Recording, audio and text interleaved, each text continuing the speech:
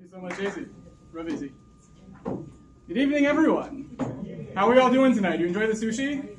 Yeah. More importantly, you enjoy the learning. Learning. Baruch Hashem. I'm glad the learning had a higher cheer than sushi. I was worried for a second. Anyway, it's so nice to be here. Usually I stay a little bit more down south. Being here in Thornhill is really nice. I want to start with maybe a unclear statement, and we'll see where we go from there. There's a statement I was reading in a lecture that Rav Soloveitchik delivered on the Rambam's Mor Nevuchim, where he suggested that the Rambam was a pantheist. Now, pantheism is a big philosophical word, meaning someone who believes that the world and God is one thing. Now, some people are probably thinking, oh, this is going to be a boring philosophy talk. What am I doing here? Why didn't I sneak out when I had the chance? What am I doing? But I think we'll see an interesting idea here. First, just a little bit more in the philosophy. So Rav Soloveitchik explains that for the Rambam, creation is made up of 3 points. It's made up of substance, essence, and existence.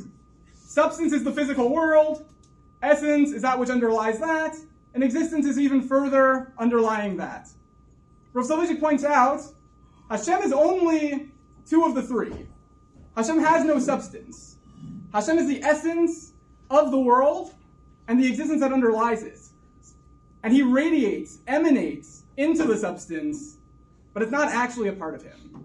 The substance is constantly trying to catch up to make itself more like that which underlies it, the divinity underneath.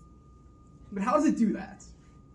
So we're going to pause there, but keep that thought in mind. Fasten your seatbelts, make sure your bags are firmly tucked within the vehicle. We're going to go on a little bit of a roller coaster to get there. And by the end, maybe you'll learn something about philosophy, or maybe you'll just learn a cool idea. So we're going to go into the territory of Chassidus. The Noam Elimelech has a wonderful read on this week's Parsha. Starts out by Daber Hashem El Moshe Lemor, to Bahar Sinai Lemor. What's Har Sinai doing there? What's the connection between the laws of Shemitah we're about to hear and Har Sinai?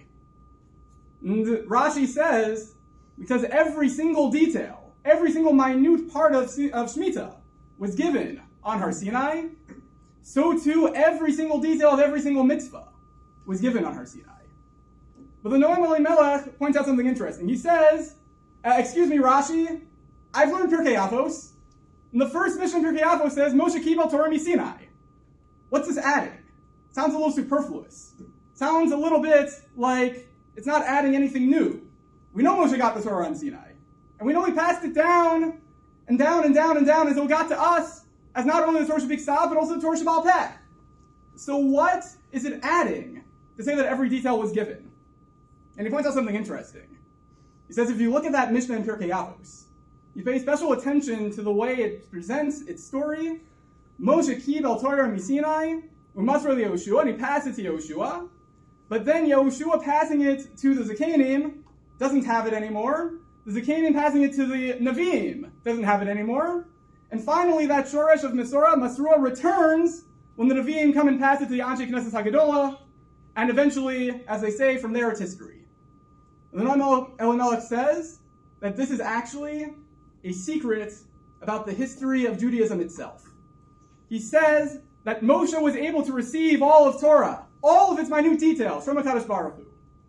But Yehoshua wasn't necessarily able to absorb every detail from Moshe Rabbeinu. Yehoshua wasn't at the same level as Moshe. And when he received it from him, he might have gotten it all, but then it's time to give it over. And anyone who's ever tried to sum up what they learned in school today to their parents and actually gave it a good faith effort, you probably didn't get it exact. You probably changed a few things here and there, probably messed with what happened a little bit. And so Noam Elimelech says that happened too. And that happened when Yehoshua passed it to the Zakanim also. But then came the Nevi'im, and the Nevi'im, the prophets, had, prophecy. They were able to tap into it again. And they were able to bring back that sense of Nevuah. It wasn't without machloksim, it wasn't without debates, but they brought it back closer to the level that it was initially. And ultimately, that's what got to us. And he says that the way history works naturally is like a wheel. Starting up, going down, and ultimately going back up. And the job of the Jewish people is to keep the wheel turning. Make sure that whenever we fall down, we pick ourselves right back up. We have the Torah again where it's supposed to be. no matter how far we've fallen, we're always able to turn that wheel, always able to bring it back to the upright position, because that's what Jews do. That's what we are supposed to do in this world. But how do we do that? It's a pretty powerful thing to say, but easier said than done, right? Especially easier said than done for kids in Toronto that are probably worrying about finals. And for everyone else in this room who's worried about work, stressed out about all sorts of things. How are we supposed to do that? So there's a wonderful answer given by the Eish Kodesh.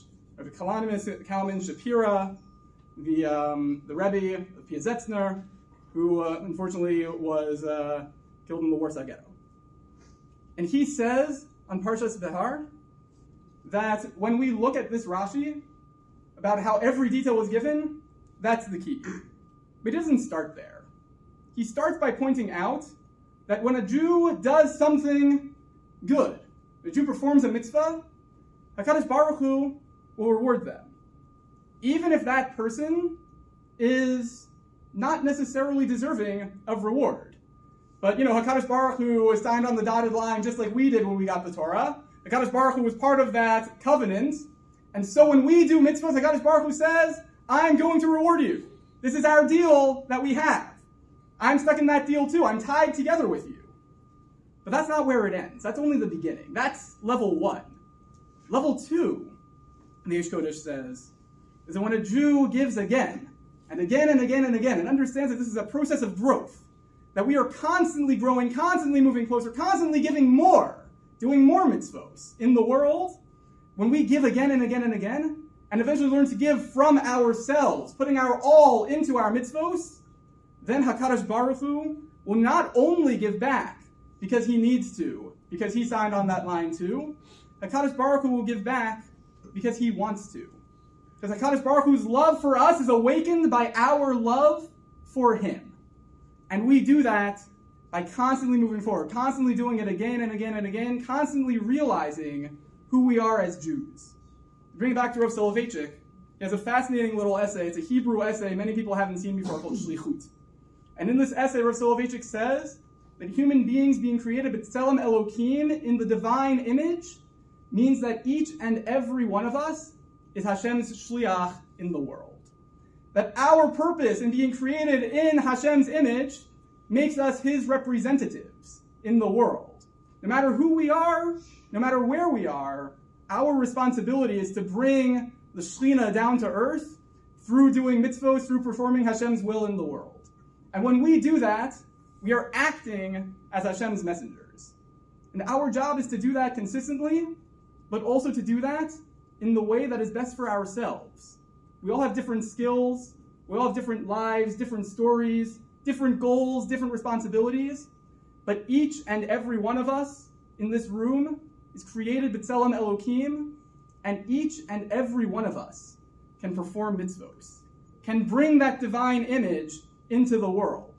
And when we do that consistently, when we do it again and again and again, constantly striving to do better, to take little steps forward in everything we do, we bring more of Hashem into this world, and we bring that substance ever so closer to reaching the essence that it's trying to reach. And we help to unite those worlds and bring it to what Hashem wants to do. I'm reminded of a line that my tennis coach told me quite a bit when I was a kid, which is that practice makes... Perfect. So you all fall into this trap. You all say perfect, which is true. That's what I would have said too. But no, practice makes permanent. Because when we practice, it doesn't guarantee we're going to get better. If we practice badly, we're going to stay bad our entire lives. But practice leads to consistency. And the more we practice consistently well, the better we will get. But you need to always be practicing well. You need to always be consistent in that growth. And you need to always do it in a way that works for you. The last thing you want to do is sprain your ankle the week before a big tennis tournament, like I did, and it's not great. But you need to always do it in the way that works. And so each and every one of us in different places, coming from different parts of Toronto, are all gathered here in this Beit Midrash learning, and that's beautiful. But keep that learning alive. Add something to it. If you came here by yourself, next week try to bring a friend. You learned a little bit of Torah tonight, try to learn a little bit more next time. If tonight's your only night learning during the week, try to pick up another night where you're learning a little bit more. But always do something. never rest, never say that this is enough, because eventually it will drop. Our job as Jews is to be consistent. We're called human beings, not humans who were, not humans who had been. Being in the present tense. Because we're always being. We're always growing. We're always inspiring not only ourselves but others. And importantly, we're performing mitzvos, not because we're just checking off boxes, not because we're robots, because we are Ovdei Hashem, created in the divine image, as Hashem's shlichim and shlichot in this world. And that gives us a goal, that gives us a mission, that gives us a divine responsibility. What's your mission? How are you going to bring that into the world? That's on you. But you know how we start?